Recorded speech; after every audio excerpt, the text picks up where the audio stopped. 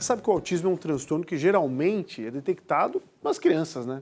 Adolescentes, eventualmente, mas existe o diagnóstico em idosos também. A investigação que o tratamento do autismo, mesmo em idades mais avançadas, tem ajudado, e muito aqui em Santa Catarina, a entender melhor essa história e compreender quais os passos que devem ser dados pela família, né, inclusive. A gente fez uma reportagem com a Suza Rodrigues.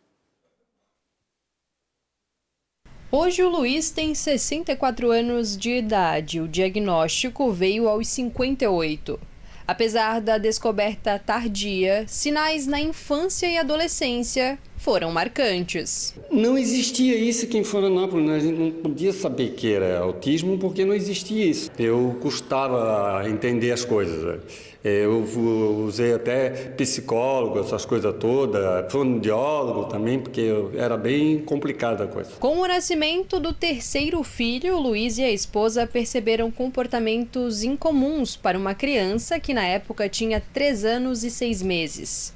Foi quando buscaram profissionais que laudaram o menino com autismo de suporte 3. A minha mulher, a gente percebia como é que é com ele no berço antes, né? Já a gente tinha uma coisa assim de berço, porque era muito paradão o negócio todo, então geralmente... E quando a primeira vez que nós fomos lá na Fundação Fundação Especial, nós levamos lá e a primeira coisa que ele fez foi ficar num canto. Isso é a característica de todo autista. A minha mulher disse, nós vamos lá na doutora Carla para investigar, que eu acho que tu também é autista. A minha mulher falando assim, eu disse, aí fomos lá na doutora Carla e ela constatou que eu era autista também.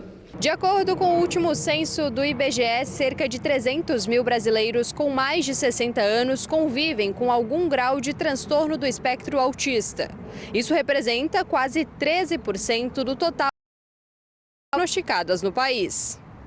Em Santa Catarina, das mais de 91.500 pessoas com TEA, 11 mil são idosos. Já na Grande Florianópolis, 1.581 pessoas com mais de 60 anos são autistas. A região tem mais de 16.700 moradores diagnosticados. Então, a pessoa tem um transtorno neurobiológico e isso vai acompanhar ela durante toda a sua vida, né? Só que às vezes não é identificado na vida adulta e no idoso, né? São pessoas que eram chamadas antes de pessoas rígidas, né? De pessoas muito estressadas, emocionalmente instáveis, ou muito sensíveis, ou que eram muito tímidas, não conseguiam se comunicar bem, ou se comunicavam até demais. A Fernanda é médica psiquiatra especializada em TEA.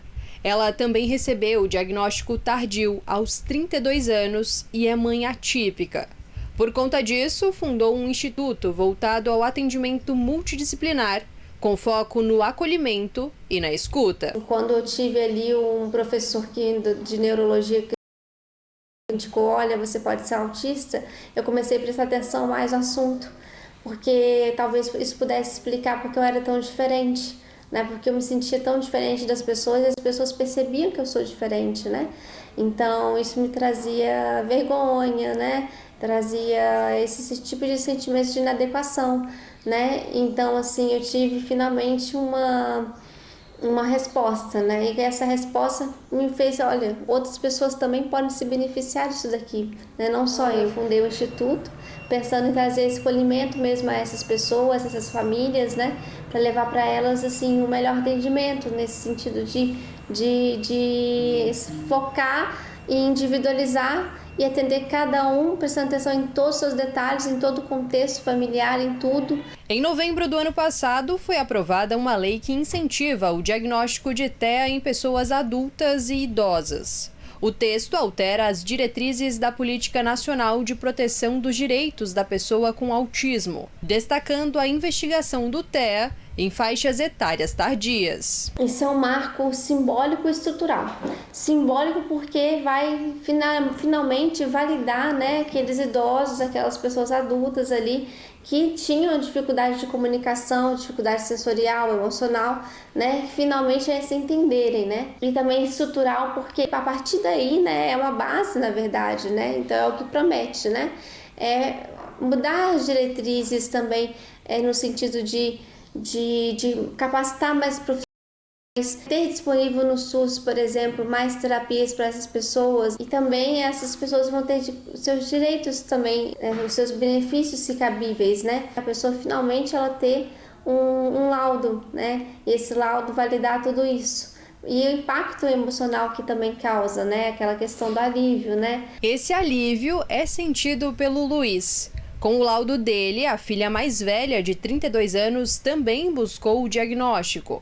Hoje, o servidor público aposentado consegue se entender e contribuir para que os filhos também se reconheçam. O meu filho se sente mais acolhido. Importante estar atento, né, a várias questões, entre elas essa.